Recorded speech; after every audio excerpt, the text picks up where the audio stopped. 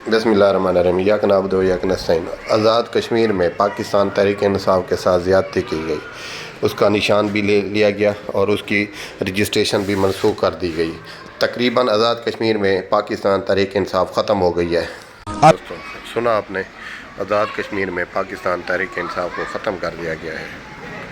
ये है ज़्यादती। अब ये कहते हैं जी हमारे मुज़ाकरात हो रहे हैं, आप एहतजाज ना करें।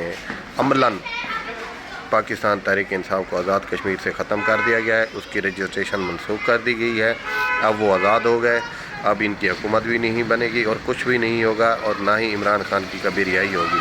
अब ये सारा मसला जो है ऐसा उस तरफ जा रहा है कि ये पाकिस्तान पूरे से ही पाकिस्तान तहरीक इंसाफ को ख़त्म कर दिया जाएगा।